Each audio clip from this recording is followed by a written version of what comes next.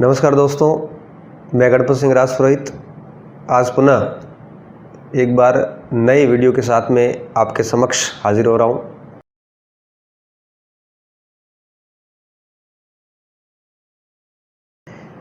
आज की इस वीडियो के माध्यम से मैं आगामी जितनी भी भर्तियां हैं, जिस वैकेंसी की आप तैयारी कर रहे हो, उन वैकेंसीज़ में निश्चित सफलता कैसे प्राप्त करें, उस पर एक स्ट्रेटजिक मोटिवेशनल वीडियो जो है वो उस पर मैं बात करूंगा आज।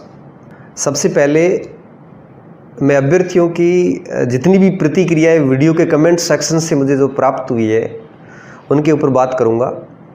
बहुत सारे अभ्यर्थी कहते हैं कि सर वीडियो जल्दी जल्दी दीजिए।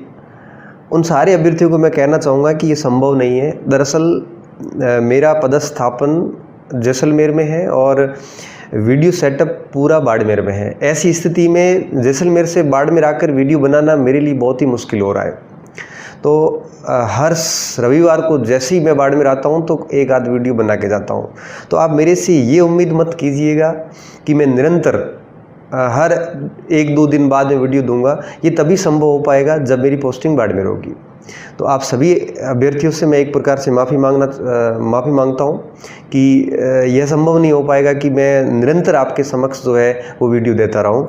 जैसे जैसे मुझे टाइम मिलेगा, जैसे जैसे परिस्थिति अनुकूल होती जाएगी, मैं समय समय पर वीडियो देते रहूँगा। अब बात करता हूँ कि निश्चित सफलता के लिए क्या करना चाहिए। सबसे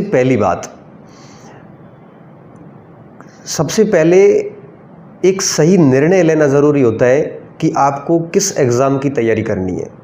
बहुत सारे अभ्यर्थी पूछते हैं कि सर मैं पटवारी की करूं, कि रीट की करूं, कि पुलिस की करूं, कि सेकंड ग्रेड करूं, फर्स्ट ग्रेड करूं, क्या करूं आखिर। देखिए, जब एक व्यक्ति अपनी पसंद के कपड़े पहनता हो, अपनी पसंद की लाइफ स्टाइल जीता हो, अपने पसंद के स्थान पर घूमता हो, पसंद का खाता हो, तो ऐसे अभ्यर्थी को हमेशा अपने पसंद की ही जॉब चुननी चाहिए, अपने पसंद के ही लक्ष्य तय करने चाहिए। किसी और को यह पूछना कि मैं किसकी तैयारी करूं, निहायत ही गैर ज़रूरी प्रश्न है। इसलिए मैं सारे अभ्यर्थियों को एक बात बताना चाहूँगा कि किस एग्ज़ाम की तैयारी करनी है ये आप स्वयं निर्धारित करें, किसी और से पूछने की आवश्यकता नहीं है। मैं इस मामले में आपकी एक मदद कर सकता हूँ कि मैं आपको कुछ पॉइंट बताऊँ, उस पॉइंट के आधार पर आप तय करें कि मुझे किस एग्ज़ाम की तैयारी करनी है। सबसे पहले मैं उन बिंदुओं पर बात करूंगा जिनके आधार पर कभी आपको ये निर्णय नहीं लेना है कि आपको किस भर्ती परीक्षा की तैयारी करनी है। पहली बात, अधिकांश अभ्यर्थी किस एग्ज़ाम की तैयारी करें ये इस बात पर तय करते हैं कि किस वैकेंसी में कितनी पोस्ट है। देखिए, पोस्ट अधिक हो चाहे कम हो, सिलेक्शन पोस्ट संख्या पर निर्भर नहीं करता, सिलेक्शन निर्भर करता है आपकी तैयारी पे। तो आप कभी ये निर्णय नहीं ले, इस आधार पर निर्णय नहीं ले कि पदों की संख्या कितनी है। दूसरी बात, कुछ अभ्यर्थी ऐसे होते हैं जो इस बात पर निर्णय लेते हैं कि ग्रेड कौन सा, फर्स्ट ग्रेड है कि सेकंड ग्रेड है कि थर्ड ग्रेड है। कुछ बेरोजगार अभ्यर्थी ऐसे होते हैं जिनकी कहीं नौकरी नहीं लगी हुई होती, वो सोचते हैं कि थर्ड ग्रेड की प्रिपरेशन करूंगा तो जल्दी सिलेक्शन हो जाएगा। देखिए, ऐसा बिल्कुल भी नहीं है। जैसे जैसे आप नीचे के ग्रेड पे आते हैं, कंपटीशन और ज़्यादा बढ़ता है। जैसे जैसे आप ऊपर के ग्रेड की और प्रिपरेशन करते हैं, कंपटीशन कम होता है। तो मेरा ये मानना है कि अगर आप किसी भी सेवा में नहीं है तो आप ये मत सोचिए कि मेरा थर्ड ग्रेड में पहले हो जाएगा, सेकंड ग्रेड में थोड़ा मुश्किल से होगा। ऐसा कुछ भी नहीं है। आप किस एग्ज़ाम की कैसी तैयारी करते हो, सिलेक्शन सारा उस पर निर्भर करता है। ग्रेड के आधार पर कंपटीशन तय मत कीजिए आप। कुछ अभ्यर्थी ऐसे भी होते हैं जो इस आधार पर निर्णय लेते हैं कि जो भर्ती है उस भर्ती के अंदर एक प्रकार से अभ्यर्थियों की संख्या कितनी है, कितने लोग उसमें फॉर्म भर रहे हैं, उस आधार पर निर्णय लेते हैं। यह भी एक प्रकार से गैर ज़रूरी है। सबसे निरर्थक बात है कि आप ये अगर देख रहे हो कि किस एग्ज़ाम की मैं तैयारी करूं और उसमें आप अगर अभ्यर्थी कितने फॉर्म भर रहे हैं ये देख रहे हो, तो ये सबसे यूँ कहिए कि निम्न स्तरीय सोच है। इसलिए आप ये कभी मत देखिए कि कितने अभ्यर्थी जो है वो फॉर्म भर रहे हैं। आप सिर्फ ये देखिए कि क्या ये भर्ती प्रक्रिया मेरे दायरे में है कि नहीं है। इसलिए कुछ ये चीज़ें थी, इनके आधार पर आप कभी निर्णय मत कीजिए कि मुझे किसकी प्रिपरेशन करनी है, कौन सी परीक्षा को केंद्र में रख के तैयारी करनी है। मैं यहाँ पे कुछ ऐसे बिंदु बताना चाहूँगा जो आपको निर्णय लेने में मदद कर सकते हैं। देखिए, किस एग्ज़ाम की तैयारी करें उससे पहले सबसे पहली बात जो आपको कंसिडर करनी है वो कि आप एलिजिबल है कि नहीं है। सबसे पहले आप वो भर्तियाँ निकालिए जिनमें आप एलिजिबल हैं। अब आप जब एलिजिबल है तो उसके बाद आप जिन जिन वैकेंसीज़ में एलिजिबल है उन सारी वैकेंसीज़ का पाठ्यक्रम देखिए। कौन सा पाठ्यक्रम है जो आपके लिए रुचिकर है और आपके दायरे में है। आपको लग रहा हो कि ये पाठ्यक्रम ऐसा है जिसको मैं बहुत अच्छे से तैयार कर सकता हूँ और जिस पाठ्यक्रम की आपकी पहले से अच्छी प्रिपरेशन भी है, तो ऐसी भर्ती प्रक्रिया को आप चुनिए। या उसके बाद में दूसरी बात जो आती है वो ये कि पद वगैरह नहीं देखने की किस वैकेंसी में कितने पद हैं। आप ये देखिए कि आपने अगर पहले से किसी भर्ती परीक्षा की तैयारी की और आप बहुत कम मार्जिन से रहे हो तो आपको और अच्छे से उस भर्ती परीक्षा की तैयारी करनी चाहिए, ताकि जो गलतियां पिछली वैकेंसीज में रही थी वो गलतियां आगामी वैकेंसी में न रहे। तो लक्ष्य निर्धारित करते वक्त हमेशा ये ध्यान रखिए कि आप एलिजिबल हो, वो पाठ्यक्रम जो है वो आपके दायरे में है, उस पाठ्यक्रम को पढ़ने में आपको बिल्कुल भी बोरियत महसूस नहीं हो रही हो, 3-4 बार उस पाठ्यक्रम को आप आराम से पढ़ पा रहे हो, तो ऐसी भर्ती प्रक्रिया को आप चुनिए और उस भर्ती प्रक्रिया की जो है आप तैयारी स्टार्ट कीजिए। एक और सामान्य कन्फ्यूज़न बच्चों में ये भी रहता है कि सर अगर 2 वैकेंसी एक साथ आती है और दोनों ही रुचि करो तो किसकी तैयारी करें। जैसे अभी बहुत सारे अभ्यर्थी है जो रीट और पटवारी में कन्फ्यूज़ है, तो मैं उन सारे अभ्यर्थियों को यही कहूँगा कि आप सबसे पहले जो कॉमन सिलेबस है उसको बहुत बढ़िया तरीके से तैयार कर लो। उसके बाद में जो भर्ती प्रक्रिया पहले होती है उस भर्ती प्रक्रिया की आप तैयारी कीजिए और उसको आप अच्छे तरीके से दे दीजिए। और चूंकि 2 भर्ती परीक्षाओं के बीच में काफ़ी टाइम भी होता है, तो आप अगर एक परीक्षा की अच्छे से तैयारी करते हैं तो दूसरी परीक्षा को आराम से आप 2-3 महीने में कवर कर सकते हैं। तो आप सबसे पहले एक सही डिसीज़न लीजिए कि मुझे किस एग्ज़ाम की तैयारी करनी है। मैंने पॉइंट बता दिए, इन पॉइंट के आधार पे आप सबसे पहले तय कीजिए कि मुझे कौन से एग्ज़ाम की तैयारी करनी है। जिस दिन ये तय हो जाता है आपका कि मुझे फर्स्ट ग्रेड या सेकंड ग्रेड या रीट या इसकी एग्ज़ाम की तैयारी करनी है, ये तय होने के बाद में आप उस वैकेंसी का पाठ्यक्रम निकालिए और उस पाठ्यक्रम का प्रत्येक बिंदु अच्छे से याद कर दीजिए। पाठ्यक्रम याद होना बहुत ही ज़रूरी होता है, क्योंकि जब तक पाठ्यक्रम याद नहीं होगा तब तक हम अध्ययन सामग्री में से ये तय नहीं कर पाएंगे कि कौन सा बिंदु हमारे पाठ्यक्रम में है, कौन सा बिंदु हमारे पाठ्यक्रम में नहीं है। इसलिए सबसे पहली चीज़ तो ये कि पाठ्यक्रम आप निकालिए और उसको याद कर लीजिए। पाठ्यक्रम याद करने के बाद में किसी भी अनुभवी व्यक्ति, सफल व्यक्ति से उस पाठ्यक्रम के अकॉर्डिंग अच्छे से ऑथेंटिक किताबें जो हैं वो आप लाइए। हालांकि इस संबंध में मैंने कई वीडियो भी जारी किए, कई एग्ज़ाम से रिलेटेड। भविष्य में भी मैं ऐसे वीडियो जारी करता रहूँगा, पुलिस से रिलेटेड, एसआई से रिलेटेड, आरएएस से रिलेटेड बहुत सारी वीडियो मैं आगे और जारी करने वाला हूँ। तो आप ऐसी ऑथेंटिक किताबें लाइए। किताबें लाने के बाद में आप उन किताबों को पढ़ना स्टार्ट कीजिए। अब पढ़ना कैसे है उससे संबंध में मैं कुछ बिंदु बताना चाहूँगा। देखिए, किसी भी परीक्षा को पास करने के लिए उस पाठ्यक्रम की जो किताबें हैं उनको कम से कम 3 से 4 बार आपको पढ़ना होता है।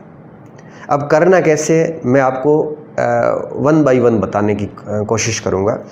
प्रथम रीडिंग, सबसे पहले एक किताब को उठाइए और उस किताब को आप पहली बार पढ़िए।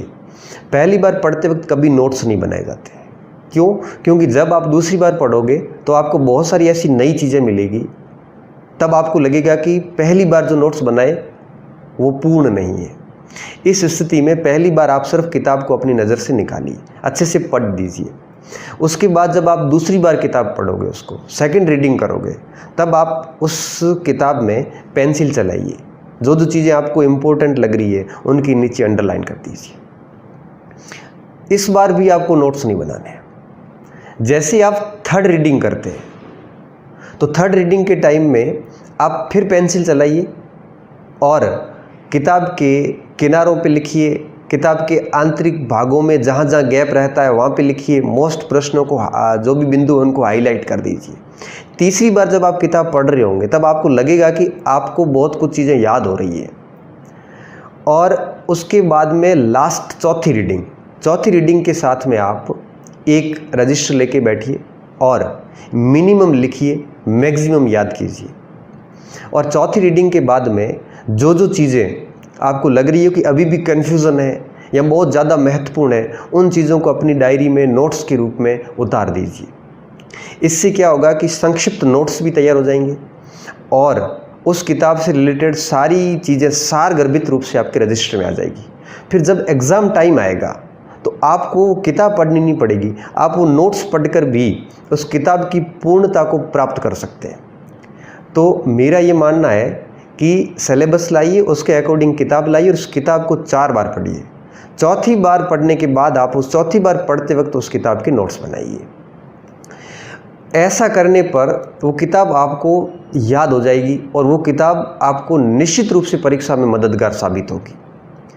अब बात यहाँ पे ये भी आती है कि एक समय सर एक ही विषय पढ़ें कि बहुत सारे पढ़ें। देखो, हर व्यक्ति की पढ़ने की शैली अलग होती है। मेरा ये मानना है कि अगर आप बहुत नए अभ्यर्थी हैं तो आपको एक टाइम में एक ही विषय पढ़ना चाहिए। क्यों? क्योंकि अगर आप एक्सपीरियंस्ड हो, पहले से पढ़ते आ रहे हैं, तो आप अगर एक टाइम में 2 विषय पढ़ते हो तो बोर नहीं होंगे और बढ़िया रहेगा, और 2 विषय पढ़ने भी चाहिए। लेकिन आप अगर नए अभ्यर्थी हो, कंपटीशन की फील्ड में पहली बार आ रहे हो, तो आप अगर भूगोल ले रहे हो तो पहले भूगोल को जितने भी प्राथमिक स्रोत हैं, जो भी आप किताब लाए हो, उस किताब की भूगोल पहले तैयार कर लीजिए। उसके बाद आप राजनीति ला रहे तो राजनीति तैयार कीजिए, उसके बाद हिस्ट्री ला रहे तो हिस्ट्री तैयार कीजिए। ऐसे अगर आप 5 से 6 महीने तक अगर आप ऐसी सारी बेसिक्स किताबें जो है वो अगर आप तैयार कर लेते हैं तो उसके बाद में आपका एक प्रकार से मूलभूत जो नॉलेज है वो अच्छा हो जाएगा। और ये होने के बाद में आप एक साथ 2 किताबें भी पढ़ सकते हैं। अब कुछ अभ्यर्थी ये भी प्रश्न करते हैं कि सर जो किताब हम पढ़ते हैं उन किताबों के साथ में क्या हमें बोर्ड और एनसीईआरटी पढ़नी चाहिए कि नहीं पढ़नी चाहिए। तो मैं सारे अभ्यर्थियों को एक सीधी बात बताना चाहूँगा कि अगर आप नए अभ्यर्थी हैं तो आप स्टार्ट 6ठी से 12वीं किताबों से ही करें। 6ठी से 12वीं तक की जैसी माध्यमिक शिक्षा बोर्ड की किताबें आपकी पूरी हो जाएगी तो उसके बाद आप ऑथेंटिक किताबों की तरफ आइए। और अगर आप पहले से अच्छी प्रिपरेशन कर चुके हैं और अगर आप ऐसे फेज पे हैं कि जहां आप बहुत कम मार्जिन से रह रहे हैं तो आप सिलेबस के अकॉर्डिंग माध्यमिक शिक्षा बोर्ड एनसीईआरटी ज़रूर पढ़िएगा। ये ऐसी किताबें हैं जो आपका फाउंडेशन अच्छा करेगी, और जब तक फाउंडेशन अच्छा नहीं होगा तब तक किसी भी परीक्षा में निश्चित सफलता प्राप्त नहीं की जा सकती। तो मेरा ये मानना है कि ऑथेंटिक किताबों के साथ साथ में माध्यमिक शिक्षा बोर्ड की जो किताबें हैं उन किताबों को भी अच्छे से करना बहुत ही ज़रूरी है। यह एक सहायक सामग्री है और इनको हर अभ्यर्थी को पढ़ना बहुत ही ज़रूरी होता है। अब कुछ विद्यार्थी इस संशय में भी रहते हैं कि सर एनसीईआरटी पढ़े कि माध्यमिक शिक्षा बोर्ड पढ़े। तो मैं ऐसे अभ्यर्थियों को ये कहना चाहूँगा कि दोनों का अपना इम्पोर्टेंस है। जहाँ तक एनसीईआरटी की बात है तो एनसीईआरटी थोड़ा फैक्ट बेस पे कम चला है और कॉन्सेप्ट बेस पे ज़्यादा चला है।